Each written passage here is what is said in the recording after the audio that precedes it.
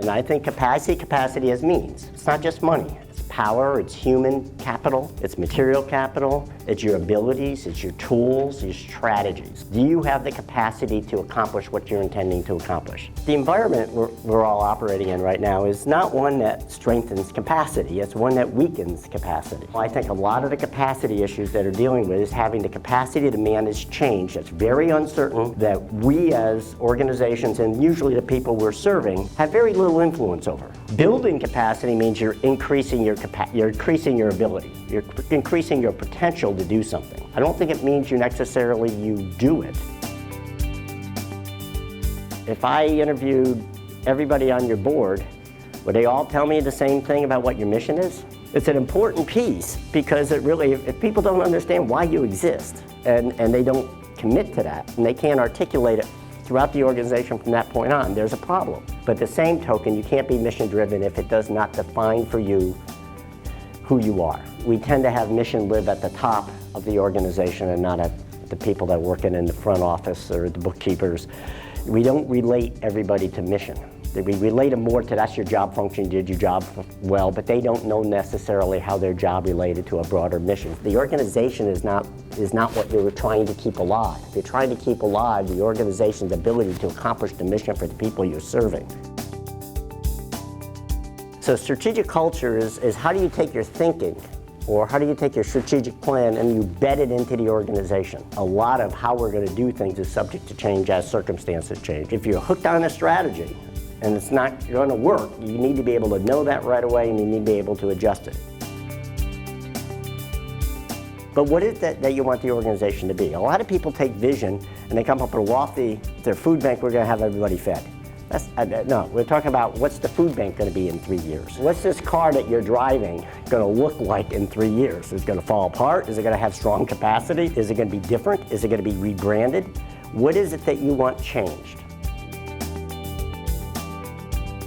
No action is inaction. If you're not doing something, that should be a strategic decision to not do it. As leadership at the board level and at the management level, you don't want indecision to mean I don't know what to do. And the image out there is the less overhead, the less pay you get, the more efficient and the more effective you are. And that's actually counter to what works. One of the easiest first things to cut is professional development. And that's an area that funders don't see as relevant necessarily because that's longer term than actually providing the direct service. And professional development is a capacity building. This is our base capital as organizations. We have not treated it with the respect that we need to. There's a point where we have to protect the people we have. It's the point where we have to advocate for the compensation and for the benefits that our staff gets or should be getting.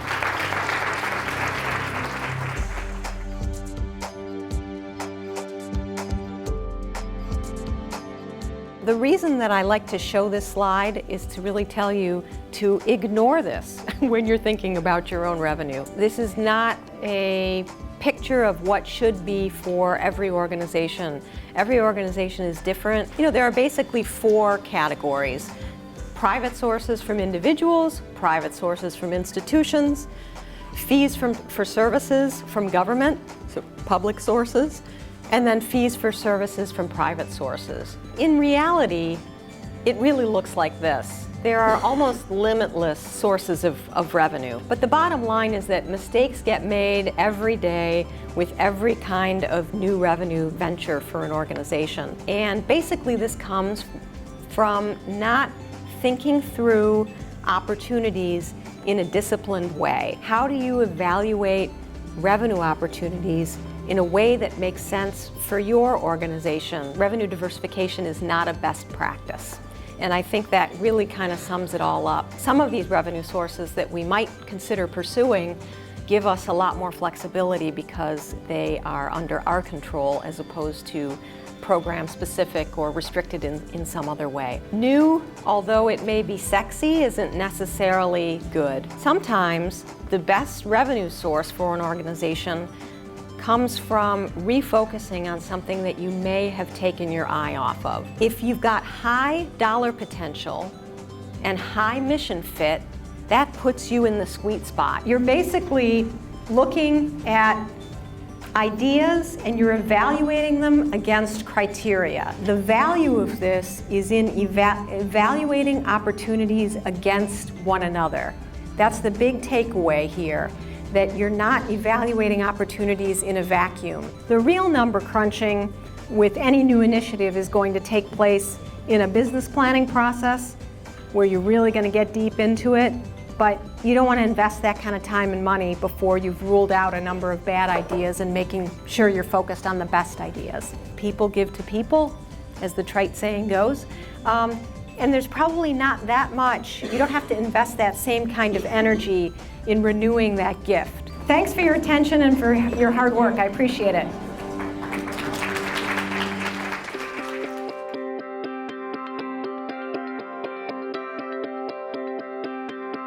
Has any nonprofit in here ever had all the money they needed to do the work they needed to do? Anybody have enough money? Everything's okay, you're doing good?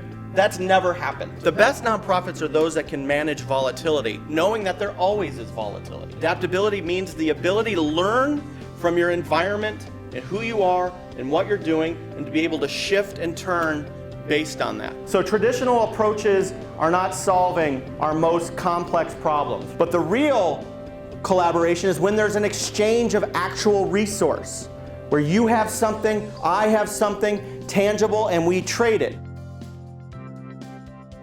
If you're a growing nonprofit, your strategy is different than if you're a declining nonprofit. So it's really hard to have really big plans and be visionary in decline. And nobody says, you know what, decline sounds awesome. Let's get into some declining. Let's do that. It just happens. The challenge in this world is trying to maintain a programmatic edge. That's the challenge for human and social service agencies right now. How do we remain innovative? It is an opportunity in decline and in turnaround to find new partners, new allies, to shed what's not working, and to start to recast yourself anew. And there's different leadership skills that are required for decline organizations versus growth organizations. So 90% of nonprofit strategic plans don't work. Only 5% of your staff really understands what the vision and strategy is. Only 25% of managers have any incentive linked to strategy. 60% of organizations don't link their budgets to strategy. Many people do strategic planning. It's that thing they do in 3 years, and they go to a place like this, and they do a retreat, and you wear jeans, and do trust falls, and all that kind of stuff. But strategy is an ongoing, it's a marathon muscle. You have to do it all the time. But what nonprofits really need to be doing is scenario planning. There's 3 or 4 or whatever potential futures out there for us. The biggest cause of decline is executive departure or bad leadership.